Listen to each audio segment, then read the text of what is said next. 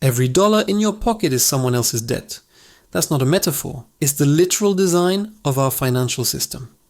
If you hold money, it's because somewhere else in the system, someone owes a debt, a mortgage, a government bond, a corporate loan. The entire global economy is built on this paradox.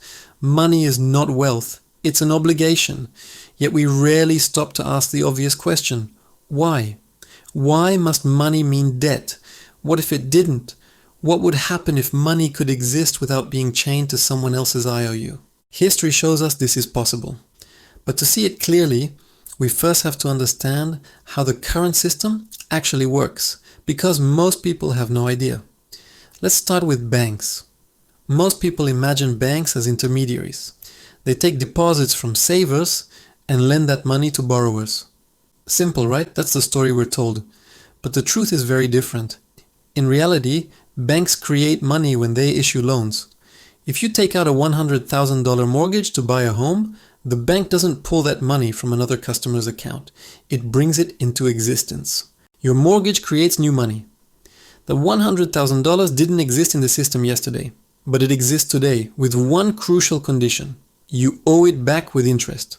Multiply this across millions of mortgages, credit cards, and business loans, and you start to see the scale.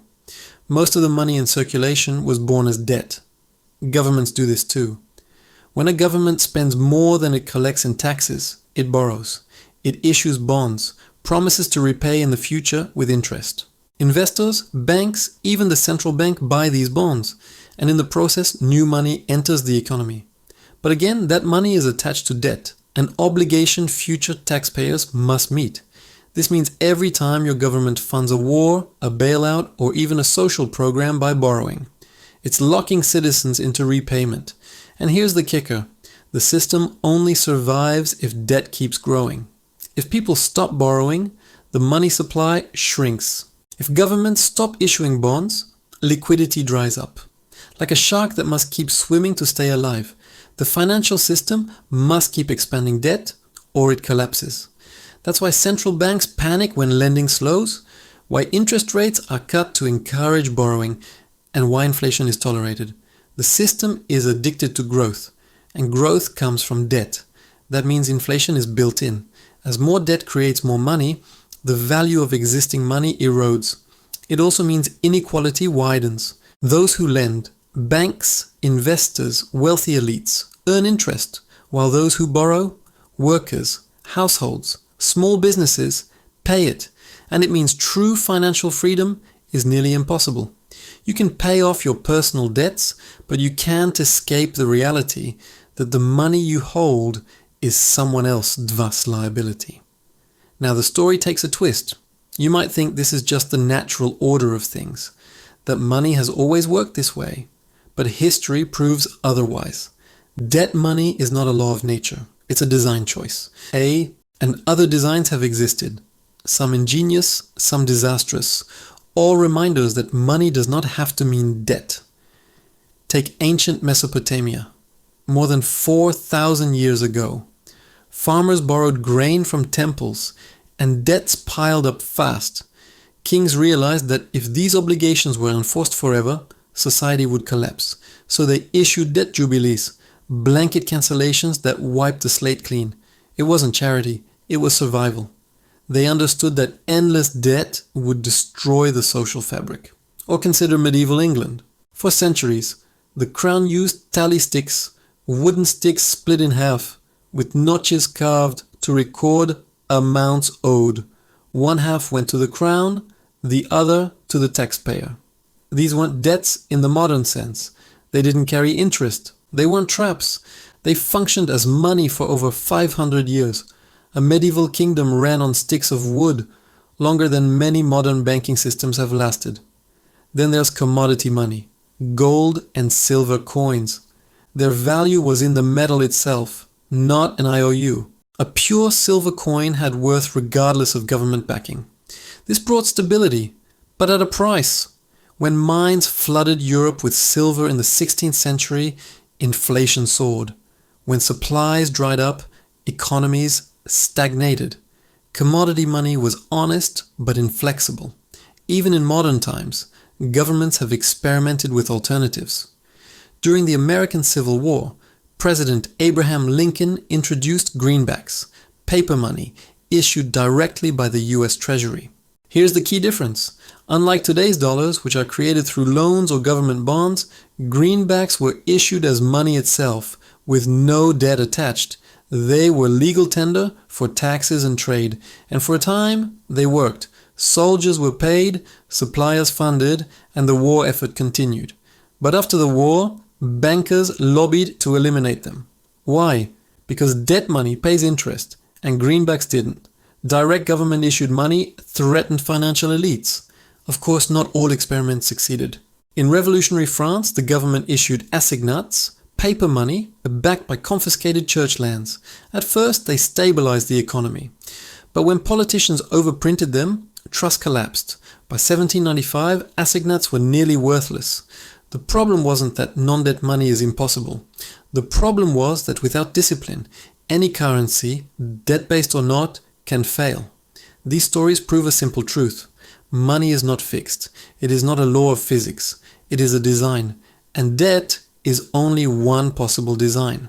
The present offers living examples.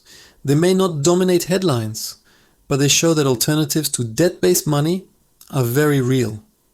Take Switzerland in the 1930s. During the Great Depression, banks were failing and credit had evaporated. Small businesses had goods and services to trade, but no money to exchange them. Out of necessity, they created the WIR Bank. It wasn't a normal bank. Instead of lending francs at interest, it allowed businesses to trade using a mutual credit system. A carpenter could buy supplies with WIR credits, and a baker could pay for repairs the same way. No debt, no compounding interest, just trust recorded in a ledger. And here's the key: credit is not the same as debt. Credit is the extension of trust, a record of exchange. Debt is when that trust is weaponized with interest and obligation. The WIR Bank still exists today, stabilizing trade for tens of thousands of businesses during downturns. It proves that credit doesn't have to be debt. Now look at local currencies. The Bristol pound in the UK, Berkshires in Massachusetts. These aren't issued by central banks but by communities. One Bristol pound equals one national pound, but can only be spent locally, keeping wealth circulating instead of flowing to global corporations. It doesn't free people from national debt systems, but it shows money can be designed to serve communities, not just creditors. And then there's the radical outsider, cryptocurrency. Bitcoin emerged in 2009 during the wreckage of the global financial crisis as a direct challenge to central banks and bailouts. It was built to be everything the current system is not: finite in supply, independent of governments, and not tied to debt. New bitcoins are created through mining, and supply is capped at 21 million. To supporters, this is liberation. Money no central bank can inflate. To critics, it's volatile and speculative. Still, it proves something crucial. Money can be created outside the debt machine through code and consensus. Governments are experimenting too with central bank digital currencies. At first glance, they seem similar to existing money, but they're not. A CBDC could flip our system. Instead of banks creating deposits via lending, the central bank could issue money directly to citizens. Imagine having a digital wallet where your money is not a bank-s liability but direct central bank money. This could break private banks' monopoly on money creation. But while CBDCs could weaken debt-based money, they could also massively increase state control. Every transaction could be monitored. Money could be programmable, designed to expire or restricted to certain uses. A design meant to free us from private banks could enslave us to the state. Then there's resource-backed money. Imagine a currency pegged to energy, 1 kilowatt-hour per credit, or a carbon currency, where each unit represents the right to emit a fixed amount of CO2. The benefit is discipline. Governments couldn't print without limit because emissions are finite. The risk is clear. Tying money to environmental limits could mean strict rationing and powerful political control. All these examples remind us that money is not inevitable. It is a choice. Our debt-based system dominates not because it's the only option, but because it's the most profitable for those in power. So why does all this matter now? Because the cracks in the debt-based system are widening. Global debt is at record highs. Governments borrow endlessly. Households juggle mortgages, student loans, and credit cards. Inflation eats wages, turning savings to dust. And whenever the system stumbles, the solution is always the same: more debt. This isn't abstract economics. It's personal. Your mortgage, your taxes, your paycheck, all shaped by a system that only works if you and millions like you stay in debt. Even when you're not borrowing, the system is. The money you hold isn't wealth. It's someone else's obligation. But here's the hopeful truth. It doesn't have to be this way. Debt money is not natural law. It's design. And design can be changed. The lesson isn't that one system is perfect.